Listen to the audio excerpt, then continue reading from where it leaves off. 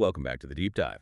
Today we're tackling some pretty specialized stuff. Chapter 48 from the Canadian Pharmacology practice text. It's all about antimalarial, antiprotozoal, and anthelmintic drugs. Yeah, our goal here is to really break down these key drug classes. We want to understand, how they work, their mechanisms, and maybe most importantly, nail down those crucial nursing considerations for keeping patients safe. It's niche, but globally significant. It really is essential stuff. These drugs fight some incredibly complex bugs, basically. We're looking at two main groups. Protozoa, those are the single-celled ones like Plasmodium causing malaria, and helminths, which are, well, parasitic worms, much more complex. And while thankfully good sanitation limits them here in Canada compared to globally, they're still very relevant. Think travel, immigration, and especially people who are immunocompromised. The global burden is just immense, billions affected. Billions. Wow. Okay, so let's maybe define a few key terms first, just to make sure we're all on the same page. Malaria, obviously, caused by Plasmodium. Antiprotozoal drugs against protozoa. And anthelmintic drugs against those worms, the helminths. Exactly. Simple definitions for some complex enemies. Let's start with the biggest one then, malaria. The stats and the source are just, well, staggering.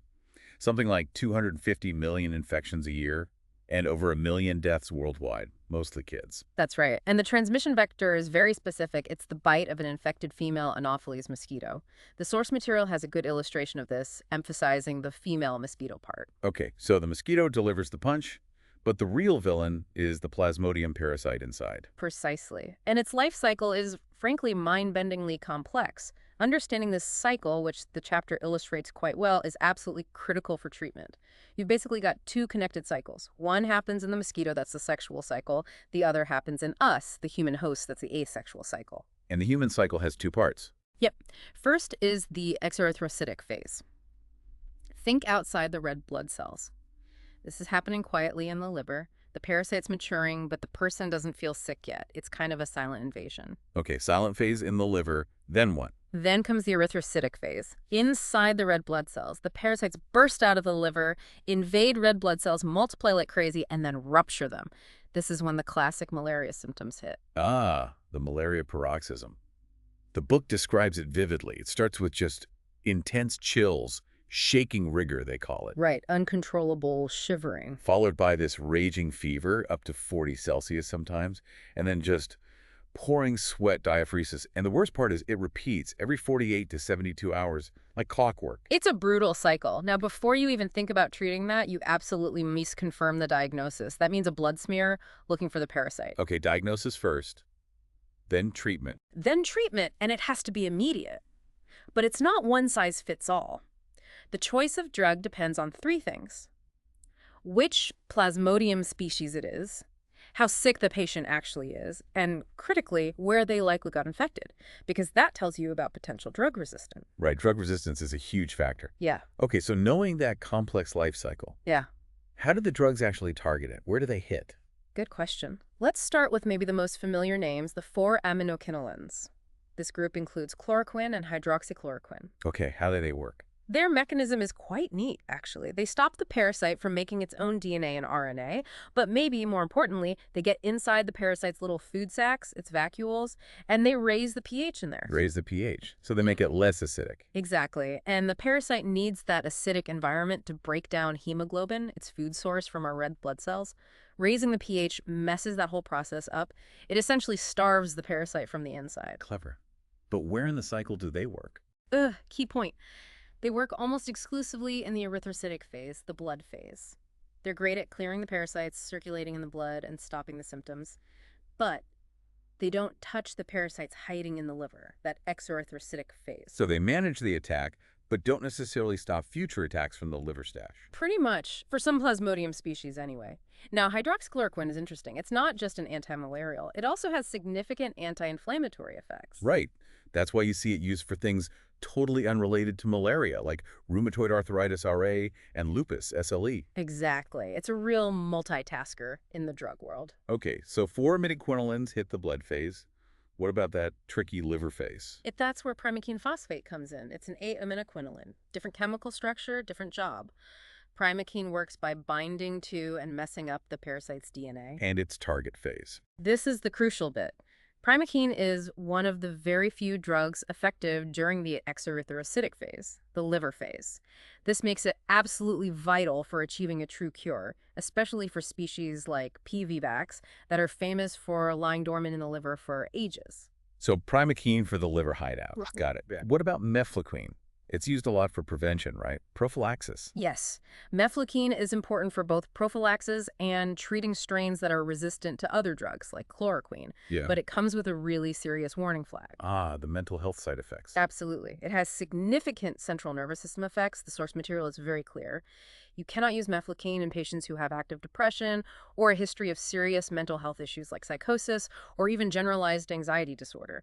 It can trigger or worsen these conditions. It's a major contraindication. Okay, really important safety point there. So that covers the big malaria drugs. Mhm. What about other protozoal infections? Right. Malaria gets the headlines, but there are other important ones. Think amoebiasis, which causes severe diarrhea or dysentery. Then there's giardiasis, that's the one often called beaver fever here in Canada, usually from contaminated water. And trichomoniasis, which is a common sexually transmitted infection. And the chapter also mentions pneumocystosis, caused by Pneumocystis jirovecii.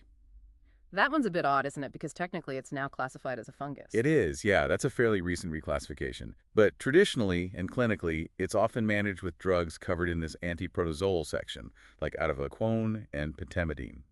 It's a major issue, especially as an opportunistic infection in people with HIV/AIDS, causing severe pneumonia PJP. Okay, so for treating these non-malarial protozoa and even some bacteria, there's one drug that seems to pop up everywhere, metronidazole. Flagyl. Metronidazole, the workhorse. It's incredibly versatile. Its mechanism involves interfering with the pathogen's DNA, which leads to cell death. And its spectrum is broad. Very broad. It hits protozoa like Trichomonas, Giardia, and Amoeba histolytica. But it's also a go-to drug for serious anaerobic bacterial infections. Think intra-abdominal infections, certain types of C. difficile-associated diarrhea. It's really widely used. Which brings us to maybe the most critical patient safety warning in this whole chapter. The source highlights it with a case study, a student drinking alcohol while on metronidazole. Yes, the disulfiram-like reaction. This is non-negotiable patient teaching. If a patient drinks alcohol while taking metronidazole, they can get violently ill. What happens exactly? It's often called the antabuse effect, after the drug used to deter alcoholism. You get intense flushing, headache, nausea, severe vomiting, sweating, a racing heart tachycardia. It's miserable and potentially dangerous. And the reason is biochemical, right? It stops the breakdown of alcohol. Precisely. Metronidazole blocks an enzyme needed to break down acetaldehyde, which is a toxic byproduct of alcohol metabolism. Acetaldehyde builds up, causing the reaction. So the rule is absolute. NO alcohol while taking metronidazole, and for at least 48 hours, some sources say 72 hours after the last dose. Got it. Zero alcohol. What about pentamidine isothandit? You mentioned it for PJP. Right. Pentamidine is usually reserved for more serious stuff, primarily that P. jirovecii pneumonia, often in immunocompromised patients like those with advanced HIV. The key thing to remember is how it's given, only parenterally, meaning IV or IM injection. IV or IM. Any issues with that? IV is generally preferred. IM injections can be problematic. They can cause intense pain, tenderness, and even sterile abscesses at the injection site. So you need to be cautious with IM administration and rotate sites carefully. Okay, good to know. Let's shift gears now to the third category. Helminths, worms. Worms, yes. Tapeworms, flukes, roundworms. Now, in Canada and other developed countries, good sanitation has massively reduced the incidence compared to, say, protozoal infections. But they definitely still occur. The most common one mentioned for Canada is Enterobiasis pinworm. Pinworm. Lots of school kids get that, right? Exactly. Highly contagious, especially in daycare or school settings. Now, the absolute core principle for treating any helminthic infection is crucial. Let me guess. Drug specificity. You got it. The drug must be specific to the worm. These aren't bacteria where you might use a broad spectrum approach sometimes. Worms are complex, multicellular animals. A drug that kills a tapeworm might do nothing to a roundworm. So you have to know exactly which worm you're fighting before you treat. How do you find out? Diagnosis is key. It usually involves laboratory analysis identifying the specific ova, eggs, or larvae in samples like feces, urine, sometimes blood or tissue biopsies, depending on the worm. No guessing allowed. Makes sense. So let's look at a couple of the main anthelmintic drugs mentioned. How about praziquantel, biltricide? Praziquantel is primarily used for flukes and tapeworms. Its mechanism is quite dramatic. It basically messes with calcium movement across the worm's cell membranes. Calcium, what does that do to a worm? It causes a massive influx of calcium, leading to intense muscle contractions, spasms, and paralysis in the worm. They lose their grip literally. If they're attached to the gut wall, get dislodged, and then the host's immune system can often clear them out. Wow. Any major warnings for praziquantel? Yes, a very specific contraindication. Ocular cysticercosis, that's a tapeworm larva infection inside the eye. Giving praziquantel in that situation is dangerous because killing the larva inside the eye can cause irreversible damage and blindness. So eye infections are a definite no-go. Okay, avoidant eye infections. What about the other common ones, especially for pinworm? Parental pomote, I think the source mentioned it's over the counter in Canada. That's right. Parental pomote, often sold as combantrin, is available OTC here, mainly targeting pinworms and some other roundworms. Its mechanism is different from praziquantel. It works at the worm's neuromuscular junction. How so? It blocks the action of acetylcholine, which is a key neurotransmitter for muscle contraction. This causes the worm to become paralyzed. It doesn't necessarily kill it directly, but a paralyzed worm can't maintain its position in the gut. So it just gets flushed out. Exactly. Normal gut movement, peristalsis, just carries the paralyzed worm out with the feces. It's a mechanical solution, in a way. Yeah. Effective and relatively simple. Okay, that covers the main drug types. Now let's tie this all back to nursing practice. What are the absolute must-do assessments when dealing with any of these drugs? Right. The nursing process is critical. Assessment starts with a really thorough history. You need travel history, obviously, food preparation and source history, especially for things like amoebiasis or giardiasis. And for helminths like pinworm, you absolutely need to assess all household members because it spreads so easily. Makes sense. What about lab work? Essential. Baseline kidney and liver function tests are standard, as many of these drugs are processed by the liver or excreted by the kidneys. But the big one, the one you absolutely cannot miss, particularly before giving primaquine or sometimes other antimalarials, is testing for G6PD deficiency. Glucose 6-phosphate dehydrogenase deficiency. Why is that so critical? Because if a patient has this genetic deficiency, giving them a drug like primaquine can trigger hemolytic anemia. Their red blood cells basically start breaking apart. It can be life-threatening.